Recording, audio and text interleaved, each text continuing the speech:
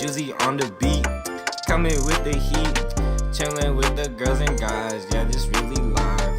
Tune in every day, just for Mach5, just for Mach5, just for Mach5. Juicy on the beat, coming with the heat, chilling with the girls and guys, yeah, this really live. Tune in every day, just for Mach5, just for Mach5, just for Mach5. What's up, guys? Welcome back to Mach5, and we're back with another comic discussion. On today's podcast, my fellow guests and I will be discussing on a topic based off of the comic book Black Panther, A Nation Under Our Feet, Book 2. Will you guys please tell our listeners who you guys are? Hi, I'm Justin, otherwise known as Juicy. I'm Anaya.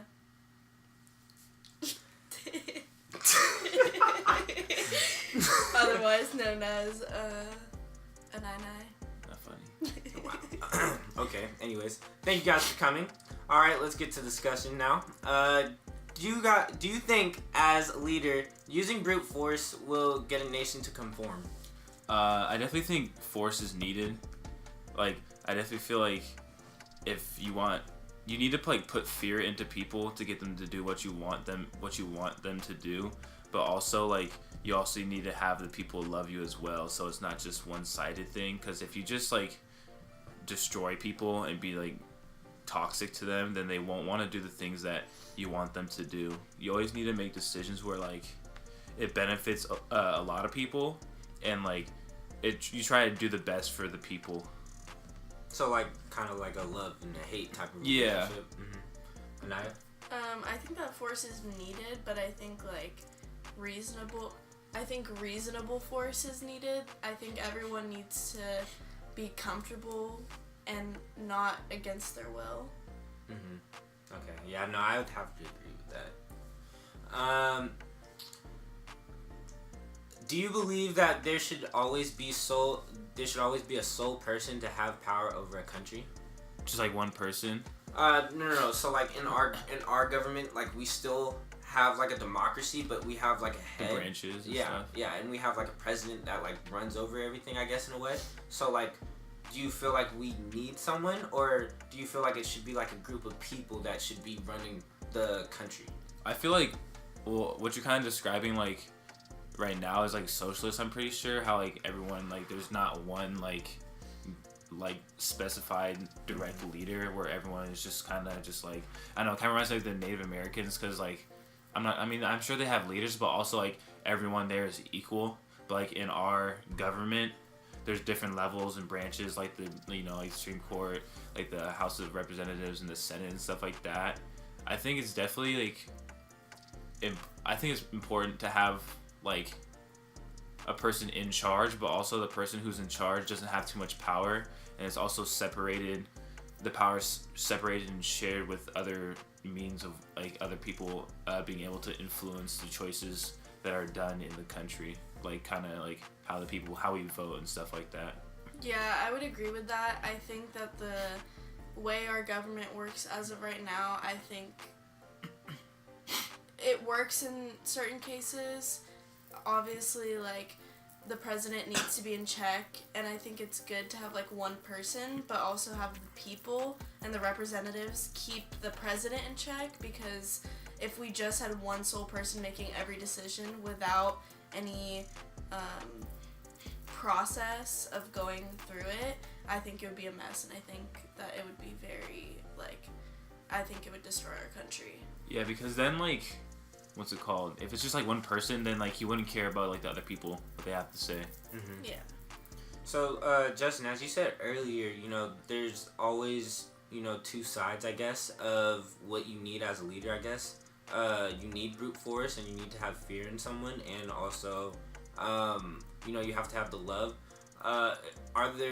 Can you give me other ways of, instead of using brute force, to help everyone conform? People conform to money. I feel if you find some way to incentivize what you want to be done in a positive way, then if you say I don't know, Marshall, if you get a good grade on your test, I'll give you $100. They're gonna study and create good like traits in the future, because you're getting rewarded with getting a good grade and also getting money for getting the good grade. So I just there just needs to be a positive like consequence, and I'm pretty sure people will start to follow. Anaya, this question's for you. This is our last question. Is there ever a just cause to apply force if it will get rid of a problem? I think yes, but I think it's situational. I think it depends on the circumstances and specifically what type of force. I think because people can take that into their own hands and say, you know what, like I had to do this to. They make excuses for themselves based on that. So I think it needs to be heavily monitored. But yeah, I don't know. Justin, do you have anything to add to that? What was the question again? The question was, is there ever a just cause to apply force if it will get rid of the problem? Yeah, definitely. Well, I feel like every kid's got spankings before. I feel like that, like, not maybe, like, maybe more discipline, because it's like, if I get, like, physical repercussions, then it's just like, okay, then I'm not going to do that again. I don't want to do that again. But I definitely think, like, I don't know. I don't really like to resort, like, the first option to violence, but I definitely think at some point that, like, you need to, like, take control of the situation. If words aren't working, then you definitely need to do a different method. And sometimes that's just the way it goes and the way it has to work. Yeah, I think education is like something we really need to like build into the new generation's like heads. I think growing up, we had to like figure out on our own like how the world works and like the reality of how our world works, because obviously like history books aren't portraying what's really going on. And I think education is something that everyone needs to I don't know the word. Yeah.